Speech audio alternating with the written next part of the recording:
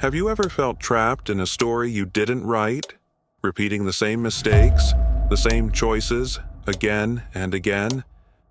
Tonight, you'll meet someone who's living that nightmare. But this isn't just a story. It's a warning. Stay with me, because by the end of this tale, you'll uncover a chilling truth about cycles we can't escape, and one terrifying way they might end. Why should you listen until the very last word? Because this is more than a story. It's a glimpse into the unknown, a mystery that might just mirror your own fears.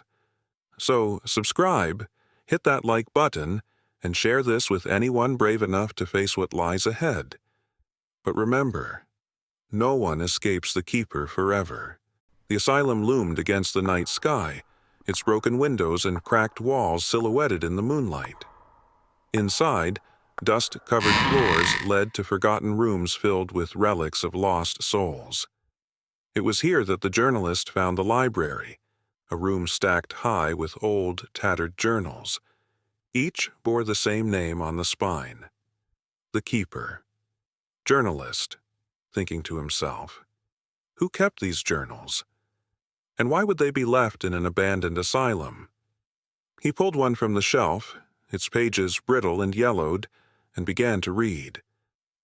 As he scanned the entries, a chill crept down his spine. The journal described his arrival at the asylum in exact detail. Each page seemed to anticipate his every step, and the author of the journal was himself. Confused, the journalist flipped through more journals. Each one was written in his handwriting, detailing an investigation he had no memory of. The entries were filled with desperate attempts to expose the asylum's horrors, each ending in failure. The words hinted at a presence watching over him, a figure known only as the Keeper. He's watching. I can feel him. Every time I get close, he's there, whispering in the shadows, turning my memories into dust. I can't escape him. Journalist, whispering, frightened. I've written these over and over. The more he read, the more memories began to slip away. Details of his own life, his purpose, even his name. He felt his mind unraveling, fraying as if pieces of himself were falling into a void. It was then that he saw him, a tall, cloaked figure standing in the doorway. The Keeper. Welcome back. I see you've returned to learn. Again? Why are you doing this? Who are you? Journalist asking. I am the caretaker of this place, the guide to those who seek knowledge. Every soul that enters these halls becomes part of my collection. The Keeper's words echoed in his mind, stirring memories of past encounters, past lives. He realized he had been here before, countless times, always on the edge of uncovering the truth, only to be pulled back into the cycle. In a moment of clarity, the journalist made a desperate plan.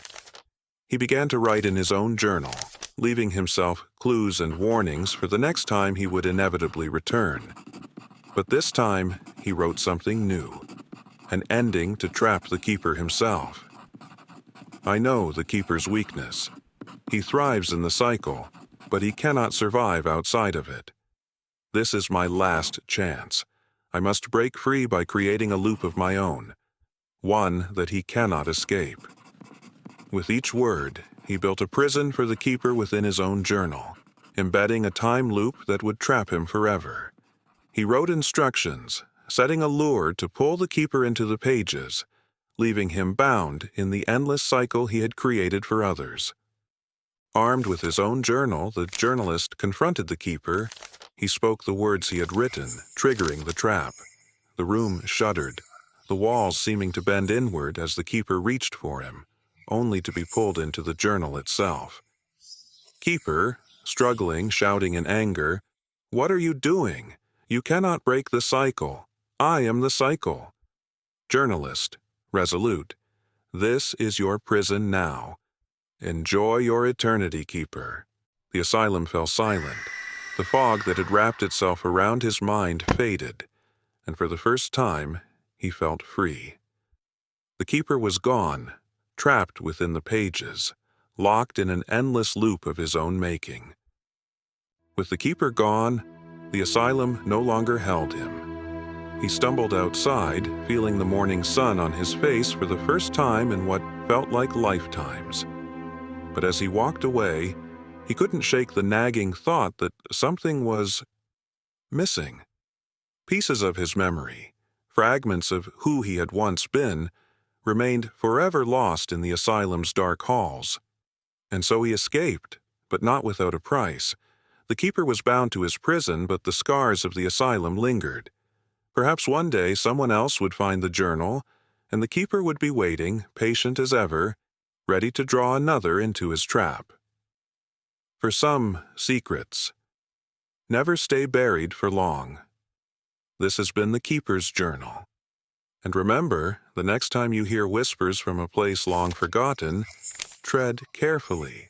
I will return. I always return. The keeper may be trapped, but the question remains: what cycles are you still caught in? What truths are you avoiding? Think about it. If tonight's story stirred something in you, if it made you question, wonder, or even fear, don't keep it to yourself. Join this community of seekers, those who are unafraid to look into the shadows. Subscribe now, share this with someone who needs to hear it, and leave your thoughts in the comments below. Because this isn't just a story, it's a journey. And journeys are always better when we take them together.